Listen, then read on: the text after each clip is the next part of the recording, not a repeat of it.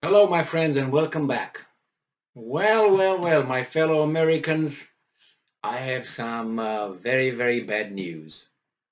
But we all knew it was about to reach this point, and I'm talking about the dollar uh, sinking, losing its world currency status.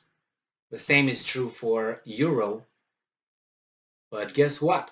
The yuan, the Chinese currency, is going up, seems to replace the dollar and the euro. Well, that's what happens when you shoot yourself in the foot and you extend your capabilities. That happened with Rome. That happens now with United States. And I don't know how that would be solved. Since we had a petrodollar in business, United States benefited of a special status where it was getting products, things. They were printing money and paying with dollars for them. They were printing how much they wanted. It's more complicated than that, and they agreed by having the Arabs uh, agree, and not only the oil producers countries organization, OPEC. They agreed to use dollar as the currency they will trade their oil in. So there was great time for the United States. Now it seems like after a number of blunderings, we get in this position where we have Russia with Ukraine tangled, uh, the Chinese taking advantage of that, and the Europeans being not blind, because they know exactly what's going on, but they can't do anything about it. They seem to be under a really strict domination and occupation by some other country, and it's reduced to a vassal state. So let's unpack this new article that I have here, which gives some numbers regarding the dollars drop sink. So this is from Business Insider from April 22nd, 2022, and the author is Phil Rosen. Now, it could be Phil Rosenthal, as I said before, because Rosenstein, Rosenbaum. Yeah, I don't know. Just Rosen. This guy just wants Rosen. Doesn't want to go with the with the full name, I guess. Anyway, just that was a joke, okay? You didn't laugh. I did. Okay, that's what matters, right? Nah. So the dollar's reserve status has taken a hit in recent years, while China's yuan has seen its share rise. JPMorgan finds. Oh yeah, it says here that the US dollar's share of global currency reserves has dipped to its lowest level on record. JPMorgan analysts found. They must be right because they're analysts and they're from JPMorgan. The decline has accelerated in recent years while China's yuan accounts for a greater share of reserves.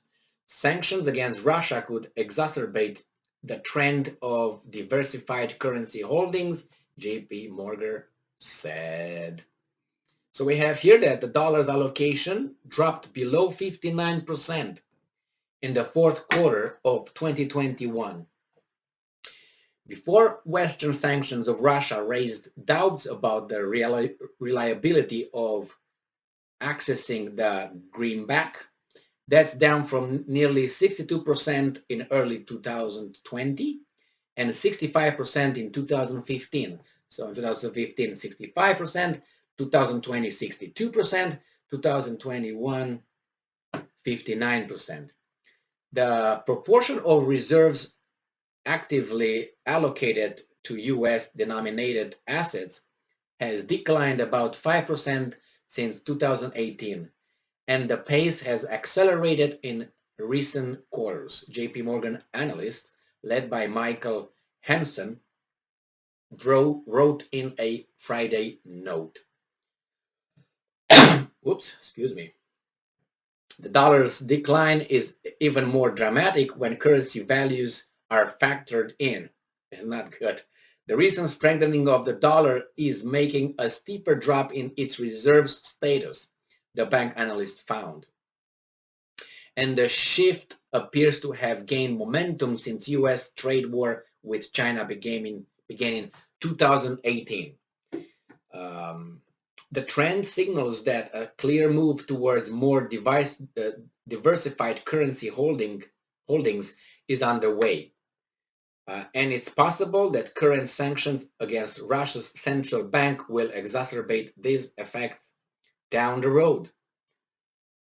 Separately, the euro, the second most widely held currency, has seen a net reduction over the last decade, but has tickled higher over the last 3 years, JPMorgan says. Most recently, offshore prices for the yuan saw the biggest weekly drop against the dollar since 2015 as Beijing reimposes strict lockdowns to contain a reserve, blah, blah, blah, COVID. We can talk about that. Okay. While higher U.S. bond yields drive investors towards dollars holdings. A spokesperson, my bad. A spokesperson from China's Foreign Exchange Bureau said Friday that despite the yuan's recent volatility, the currency remains stable and will be able to withstand the coming changes if U.S. Fed policy towards higher rates. All right, there you go. There you have it. And by the way, we have here another, this person is a sellout in my assessment, and her name is Janet Yellen, U.S. Treasury Secretary. She thinks is more important than she is. Anyway, this article that I have from Bloomberg from April 22nd, 2022 says that China is not undermining Russian sanctions, Yellen says. So China is not following the script to do what they're supposed to regarding Russia. So here we have it. That means this country has to produce something, and it does. A lot of weapons. We're the biggest exporter of such things. And that's manufacturing, isn't it? So manufacturing is back. So President Obama, we didn't need a magic wand to have the manufacture come back because they didn't go anywhere. We always had them here, but opportunities created by the Providence give us Americans a new market, because I'm benefiting greatly from the new increase in military contracts. Oh my God, yes, yes. Oh, it's a new delivery with my gold and my stocks. Yeah, keep dreaming. Well, that's what it is. We got to stop producing something, or maybe some people will start bombing other places, and then we'll take over, and then we rebalance the need for dollar as being the world currency reserve, blah blah blah. They got to change to something else.